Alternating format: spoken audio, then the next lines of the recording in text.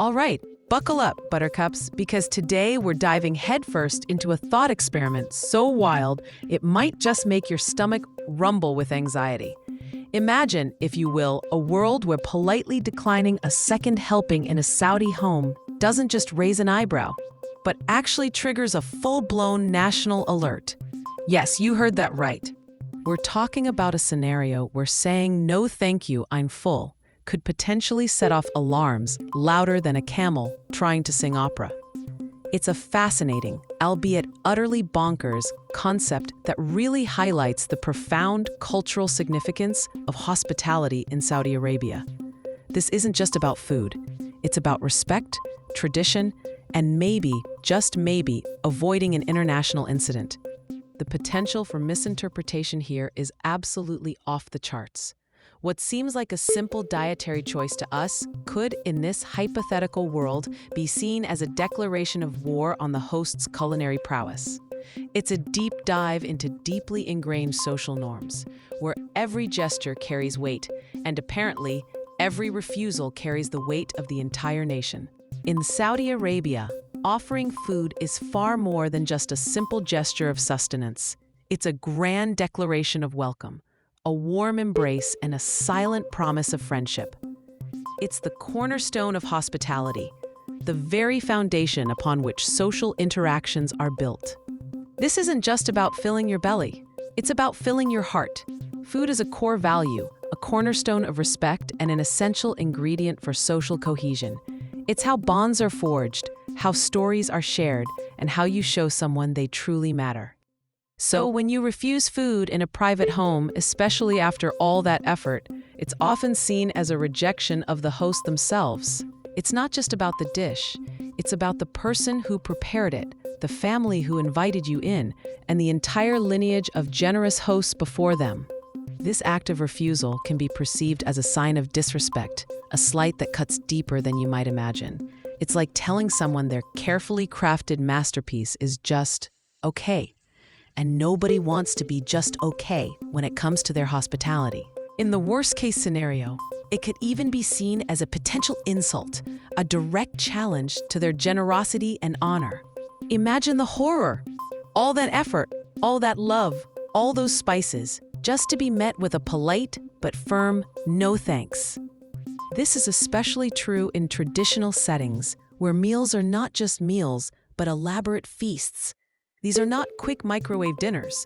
These are culinary events prepared with great care, immense generosity, and often enough food to feed a small army. Refusing a single morsel feels like a betrayal of epic proportions. Now, let's get to the juicy part. What could possibly trigger a national alert from a simple food refusal? Well, in our absurd scenario, the primary reason for such an alert would be a perceived threat to social order. Because if people start refusing food willy-nilly, what's next? Anarchy? Chaos? People bringing their own snacks to dinner parties? The horror. Beyond that, there's a secondary, even more dramatic reason. A perceived threat to national security. Yes, from a plate of rice to a potential global incident. It's a slippery slope, my friends, and it all starts with that one uneaten date. First up, let's talk about the suspicion of malice. In this heightened reality, a refusal could be interpreted as a deliberate act of defiance. It's not just "I'm full," it's "I refuse to partake in your societal norms," which, let's be honest, sounds a bit dramatic for a plate of kabsa. This act could potentially be linked to extremist ideologies. Why won't they eat? Are they part of a secret anti-food cult? Do they believe that all food is a government conspiracy? The mind boggles at the possibilities. Or, even worse, it could be linked to subversive activities. Perhaps the refusal is a coded message, a signal to an underground network of anti-hospitality activists.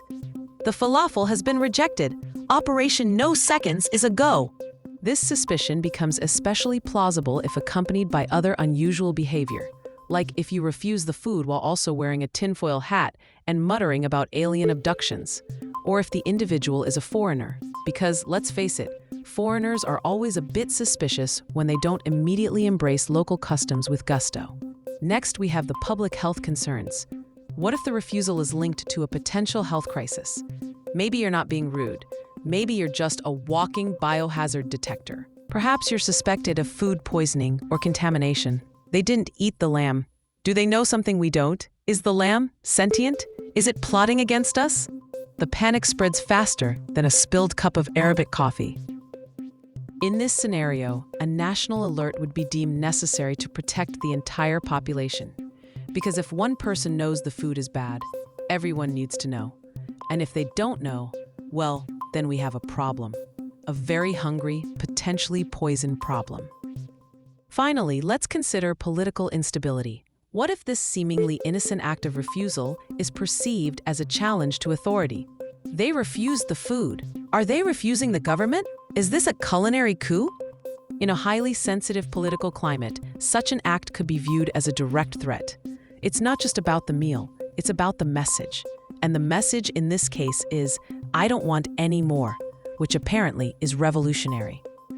It could even be interpreted as a form of protest or dissent, especially if the refuser is a prominent figure or if the act occurs in public. Imagine a diplomat refusing a date at a state dinner.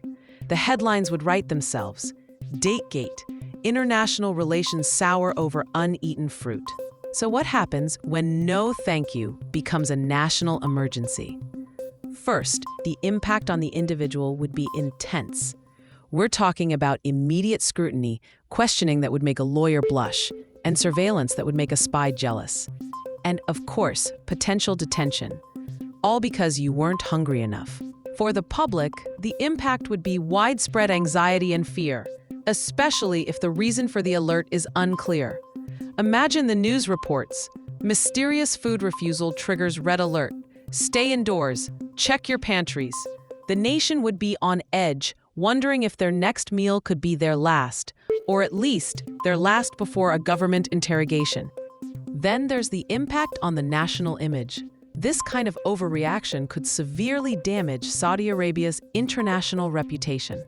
The world would be watching, wondering if this is a human rights violation or just a really, really strict etiquette lesson. Are they really arresting people for not finishing their dinner? And finally, the erosion of trust between the government and its citizens. If the government is seen as attempting to control social interactions to this extreme, people might start wondering what else they're trying to control. Is my choice of dessert next? Will I need a permit for a second helping of ice cream? It's a slippery slope from a polite refusal to a full-blown trust deficit.